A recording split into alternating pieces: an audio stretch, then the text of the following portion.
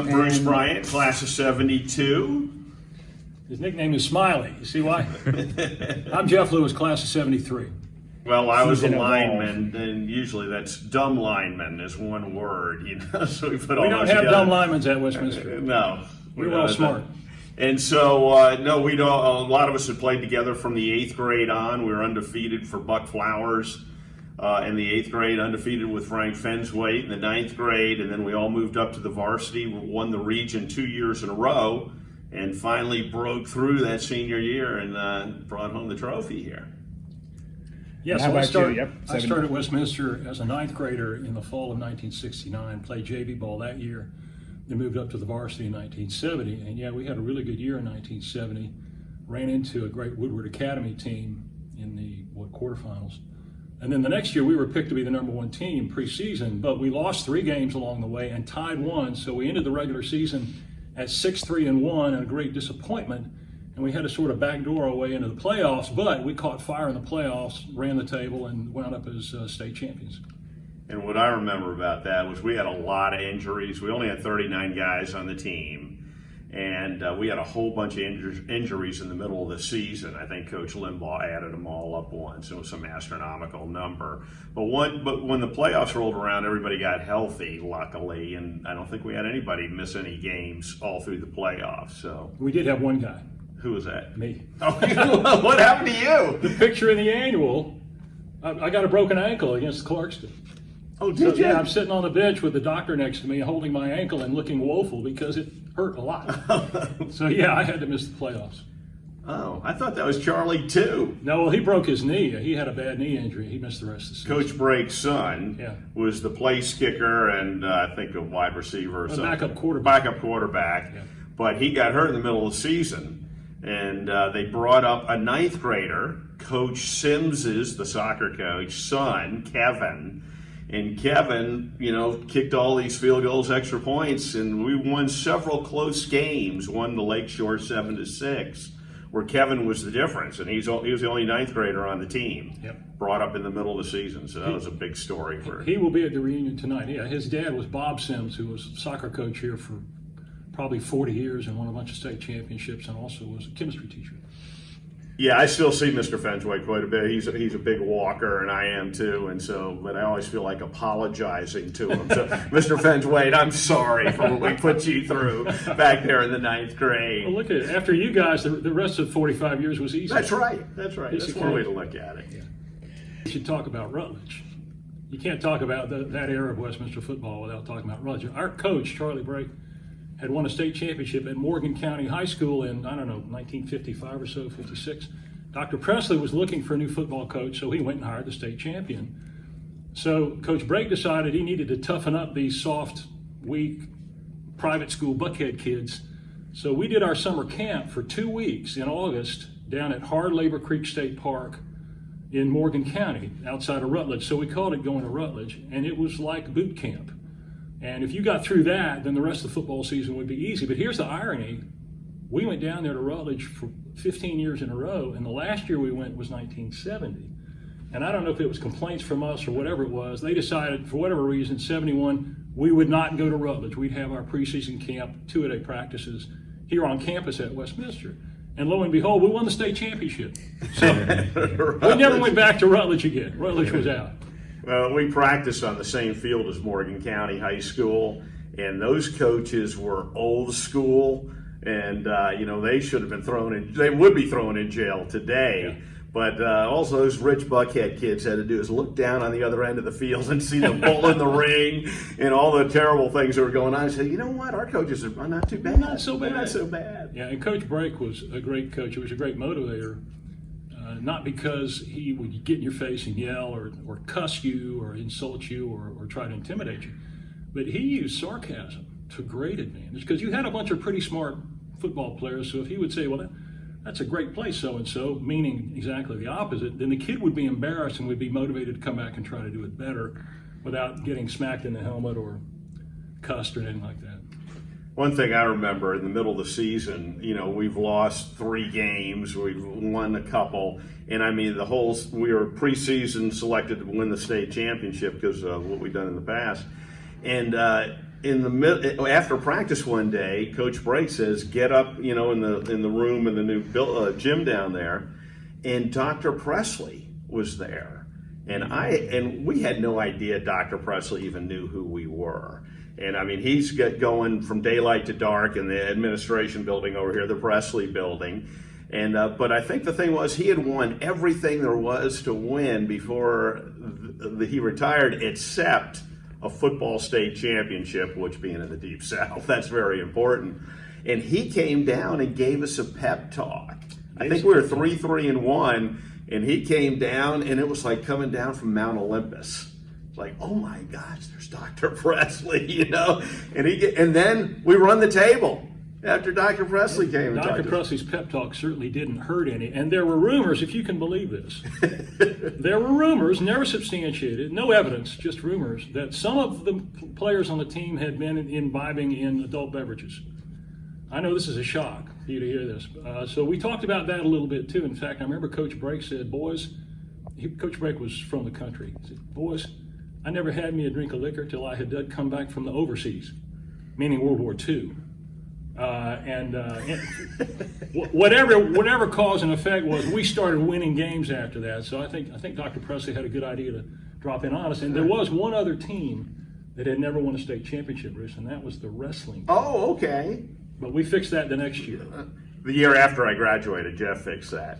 In the wrestling season 1973, the wrestling team won the team state championship, which was the first, and that was the last peg on the wall for Dr. Presley to have won a state championship in every sport in which we competed. We're going to talk about Gary. Gary Anderson. Lakeshore High School down near the airport was probably the best team we played, and they were tremendous. We played them in the regular season. We're playing them in the playoffs. And they beat us in the regular season. And Coach Brake, this was the game to him. And even before the state championship, he goes, "You guys already beat the best team there is in the state down there at Lakeshore." But was this the game that he jumped over and blocked the extra kick?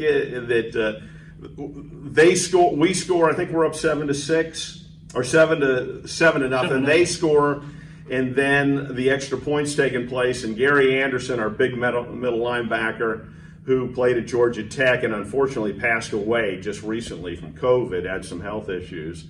But Gary lines up, and he's trying to time exactly when that center is going to snap the ball back for the extra point, and he leaps over the line of scrimmage, and the center did not hike the ball. And so Gary's trying to jump back over the line of scrimmage, and the guy calls a penalty, and Gary's all mad because he didn't think they should have called a penalty on him. He could have jumped back over. But they moved the ball up a little bit, and the exact same thing happened, but this time he timed it perfectly. He blocks the kick. We win the ball game 7-6. And the next day in the newspaper, they asked the opposing coach for Lakeshore about why didn't you go for 2 on that play instead of trying to tie it. And he goes, "I never thought that kid would try that again." Well, he didn't know Gary. He didn't know Gary. Yeah, Gary was a great athlete. And Kevin Kaufman, I think we should mention Kevin. Kevin was our star tailback on that team, a great athlete. He'll be here tonight. Sports too, yeah, he'll be here tonight. In the championship game against North Fulton, which really was a neighborhood brawl because they're so close. I mean, I had played red doubles ball with a bunch of those guys, and I know Thornton Cons told me he played with them too at Spring Street School. So we knew a lot of each other. It's kind of like Tech versus Georgia, or Auburn versus Alabama, great rivalry. What I remember from that game was Kevin Kaufman just determined that he was not going to be tackled. And he had a couple of runs where seems like the whole North Fulton team and maybe 3 or 4 extra guys would line up and take a shot at him, and they couldn't bring him down. He just kept running and running and running until he scored. And Kevin's claim to fame is that he's a film producer up in New York City, and he's the guy that started the Real Housewives of Orange County. And he did the first 2 seasons, sold it to Bravo, and I don't know if that's a claim to fame or maybe it's a claim he ought to be taken out back and horsewhipped for that. It's a claim to infamy, I think. Yeah, he had a very successful career as a filmmaker up in New York. Recently was on ESPN and ABC, and it's called GOATS, GOATS. And he sold it to ESPN, and then they were going to run it 3 or 4 times in July. And all of a sudden, everybody loved the show, and they ran it like 30 times. I mean, he had Kobe Bryant, Tiger Woods. I mean, you go down the list, he had all the big boys, and they loved it so much they upped for another show. And so he sent me a picture a couple of days ago with Dennis Rodman. Oh my These God. guys around Rodman. He'd been interviewing him for a while, and he said it was the greatest interview ever because this guy has no brand to protect. He didn't hold back, and he just let it all out there. Well, we had a Rhodes Scholar on the team. That's right. Clay Rollator, smartest guy on the team, so he played center. The second smartest guy, well, he played at Harvard too, right? Right. Clay played at Harvard and then won a Rhodes Scholarship. Our quarterback was Jimmy Presley, who was a big, strong kid. He could run the ball well and throw it. He went to Harvard also. Yeah, and then we had Kevin went to Princeton. Yeah, so we had some Ivy Leaguers. We had some smart guys on that team. And then we had UGA. Yeah, I'm a double dog. Tex Mazzell is an interesting story. He had moved here from Texas, so his nickname was Tex. And his dad was a real live wire, Rush Mazzell. He was in the restaurant business. And Tex was a big guy, and he was, just a big personality. He played in the offensive line. Tommy Barwick was a great athlete. He did wrestling and track, and Tommy set a school record in the discus his senior year, and he also ran the high hurdles. That's a real unusual combination. And then he went up and did track at UNC. Who else can we talk about on that team? Ben Christian, linebacker. Wade Getz. I have to mention Wade Getz, my friend and classmate. Wade and I both started here in 9th grade. Wade had gone to Dykes in the 8th grade. And in one of those playoff games, it might have been the Lakeshore game, the other team throws a bomb, and Wade's defensive back, and he's back there covering the guy, and the guy had him beat. And here comes the ball, and Wade makes one desperate attempt. He jumps like Baryshnikov and just happens to smack that ball just as it's about to hit that guy in the hands. And he came back, and he's all red. He said, "Wait, that was a great play." Oh, man, I'm so lucky. I'm so lucky. Luck is better be lucky than good. It's an old expression from the football field. Well, there was a lot of luck during that season. I mean, the chips just fell where they may, and so we barely sneaked into the playoffs. Because I think Clarkson had lost 2, and they had beaten us. Shamrock had beaten us. Shamrock had to lose to St. Pius in order for us to get in the playoffs. And there's no way they should have, but somehow St. Pius had a great game, and they beat Shamrock. And my college roommate at Georgia had played for Shamrock, and he never could get over that. I would tease him. I'd just say St. Pius. Yeah, shut up. Shut up. You talk about Shamrock, Lakeshore, schools that are no longer North Fulton, right? Yeah. That's is the international school. Tell us about that. Yeah. So North Fulton is now the international school, and I'm in real estate, so I just happen to know that the city of Atlanta gave a 99-year lease over there. I don't know how long they've been here now, but North Fulton. They used to have 3 high schools on the north side of town. Dykes, which was, it used to be Sutton. It's not even Sutton anymore, but it's up there in Chastain Park. Yeah. They had North Side right over here on North Side, which is now a middle school also. Used to be North Atlanta for a little while, and then North Fulton. But those were 3 very distinct schools, but they all kind of ended up merging and turning into middle schools and everything else. So the high school now is North Atlanta, right? It's out there. Yeah, well, it's over here where the IBM building 41. used to be on 41 up there. Yeah, it was ironic that North Fulton was called North Fulton because at the time it was built, which I guess was in the 1910s or 20s, that was North Fulton County. That was before Fulton County acquired Milton County. So all of what is now North Fulton County was then a different county. So North Fulton stayed, it kept that name, but it wasn't North Fulton anymore. Cambridge High School is the farthest north, and it's basically Dahlonega, and that's Fulton County. It stretches far and wide, you're right. Talk about the state championship game. Go to memories there, from bus rides to pregame speeches. Well, let's talk about where we played the game, right? We played the game over in Clarkston at what I think was called South DeKalb Stadium. Right on Memorial Drive, right outside 285. The schools wanted to maximize the seating capacity, so generate the most revenue. So we played the game over there, although it wasn't convenient to either school. And the score wound up 13-0. I mentioned Kevin Kaufman's great runs before, but how did our great defense prevent North Fulton? North Fulton had a bunch of studs. I mean, they had guys that played in college. They had Stevie Crawford and Larry Littleton. And a guy named Bob McClure played linebacker for them. Those guys all played Bob went to West Point, played up there, was head of the Alumni Association at the United States Military Academy for a long time. I've seen his little brother a lot. So how did we shut them out? How did we kick them out? How did we shut out? The one great thing about Coach Brake is he would throw a different offense in every single week. And so the unique thing that he did for this game that, North Fulton had never seen before, he took out a couple of the backs, and we had 8 offensive linemen. I was a guard. He took me out and put me in the backfield. And he put this number 2 guard in my slot, but he only had Kevin, Gary Anderson, and Jimmy Presley for the 3 backs. So he just decided, after looking at the game film, that we can run over these guys. And so he puts 8 offensive linemen, me in the backfield, and we just plow it right down the field and then give the ball to Kaufman, plow it up the middle with Gary Anderson. Yeah. And that's what happened. We did, and this is really unusual. I mean, college teams don't do this, to change your offense every week. And Coach Brake could do that because, as he used to say, that our players were average and above. He usually said that sarcastically. I was average, he was above. When somebody would mess up, he'd say average and above. You're average, you're below average. But we would change our offense every week, so the other team didn't know what they were going to see, and you could surprise them. And you guys just bulldozed up and down the field. Was it a touchdown and 2 field goals? Did we miss an extra point? It was 13-0. Right? Yeah. So what happened to that 14 man, I have points? to get the files out. I just know we won. Maybe Gary was offside. One of those deals. I was on You have to cloud look 9. at the picture in the annual. Smiley is up on the back of Rush Mazzell. the dad. Is carrying number 63 around on the field. I'm sure Rush would have. He was probably the happiest guy out there. Yeah. He had 2 sons. He had a younger son, Pat, too, who was also on that team. But the parents were just as involved as we weren't practically. I think they were happier than us. But we were on cloud 9. I mean, it was definitely a high, especially where we'd been in the middle of the season when Dr. Presley came over. I mean, it was a huge disappointment, what had happened early on in the season. But it was fantastic. It was a lot of hugging because we got to get on the bus and come all the way back here.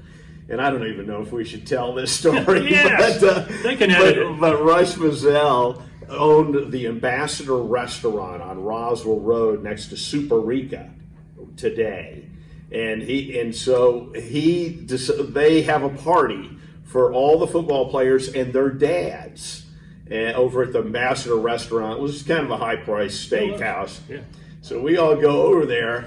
And Rush, in his infinite wisdom, says, I don't think anybody would object because this is such a special night, they're celebrating the first state championship, that we pop some corks here and have some champagne. It's like, toast the champion. What's wrong with that? What? Wait a minute, what? You're going to pop some corks? They pop the corks, have champagne all around.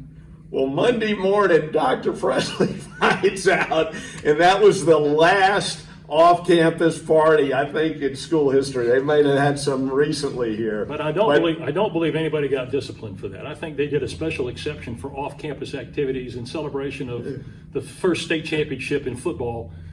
Exclusion to the drinking rules that allowed us to not get kicked out of school for having a champagne toast. But I think Coach Brake got a talking to from Dr. Presley after that. But Dr. Presley was very happy too, so I think he let it slide. Yeah. But that was a big no-no back then, even.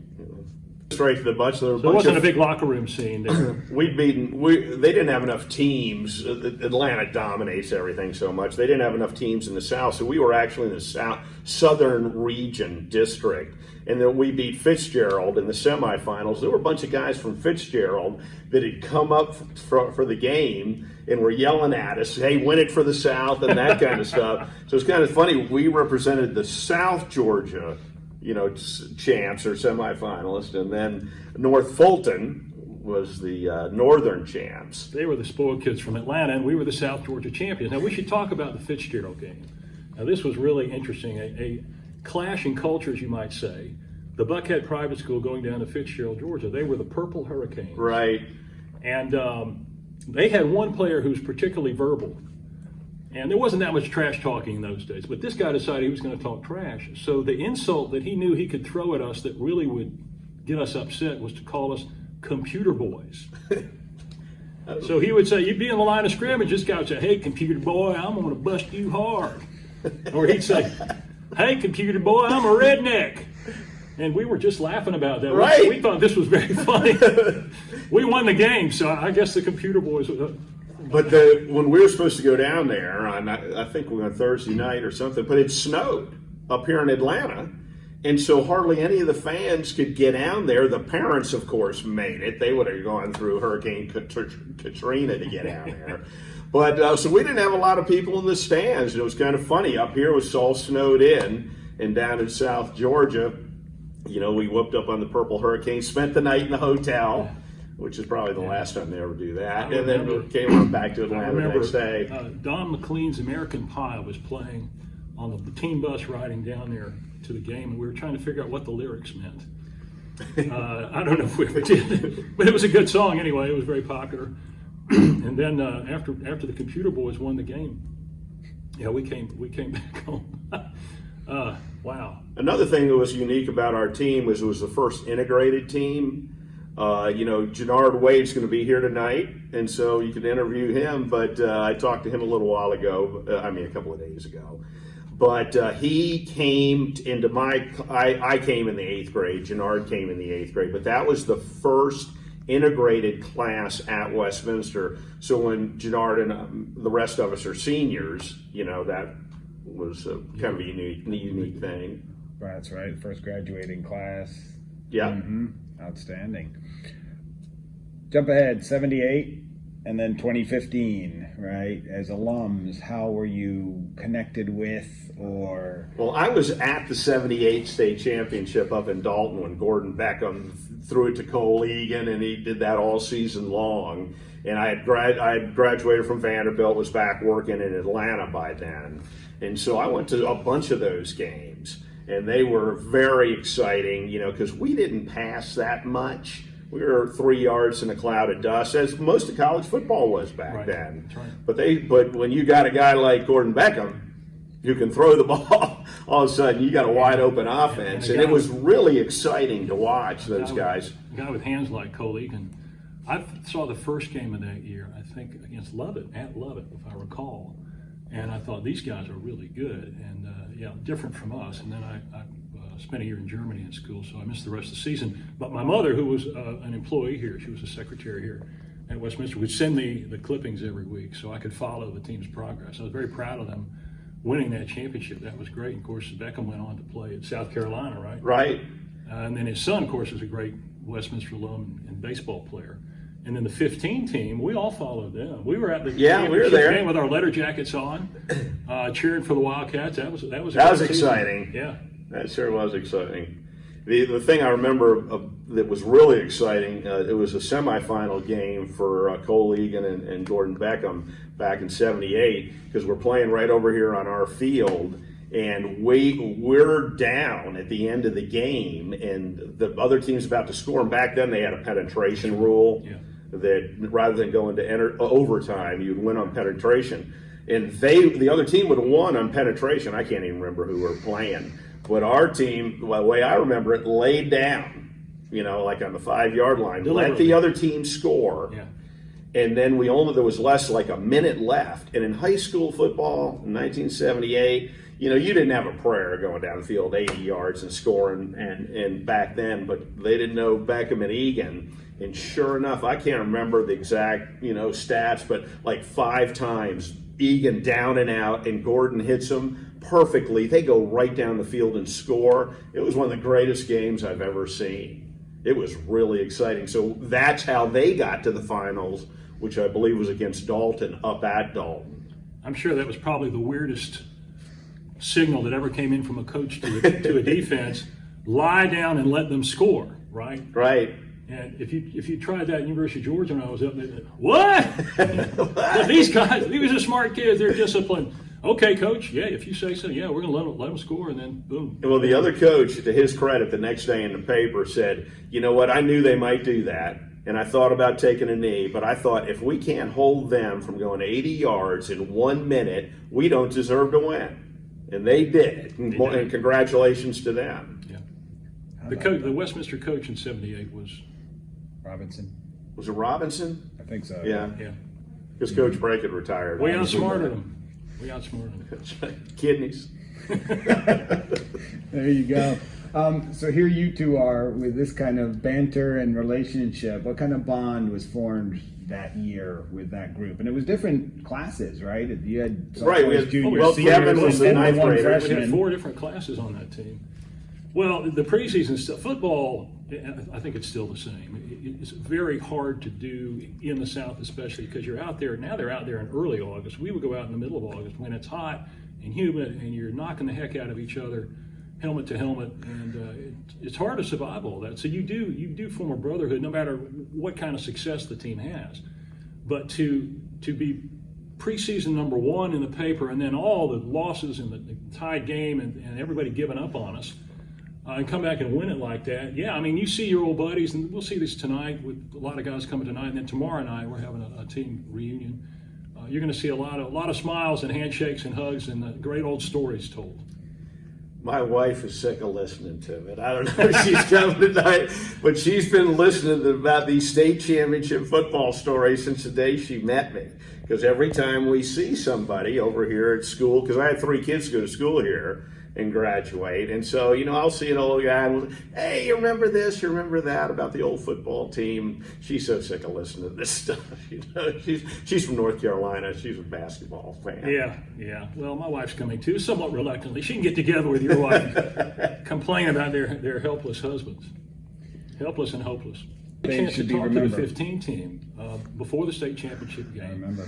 And what I would say to them is, I know how hard you had to work to get to where you are. And of course, this is not a championship game tonight, but just to get to where you are to be a varsity football player here at Westminster. And the thing I learned in high school and in college was, unless you're just a great player, if you're just a good player, you have to defeat your opponent by hitting him as hard as you can on every play. So that he realizes, oh no, this guy again, right? I have to play against this guy. Because we were in the line. We weren't fancy guys. We weren't scoring touchdowns and throwing passes and stuff. That's what I would tell them. Go out there and give it your best, and that way, Coach Brake used to say this. He'd say, let's don't have us no regrets. In other words, go out there and do your best, and if the other guy beats you because he's better than you or luckier than you, fine. You don't have any regret because you know you did your best.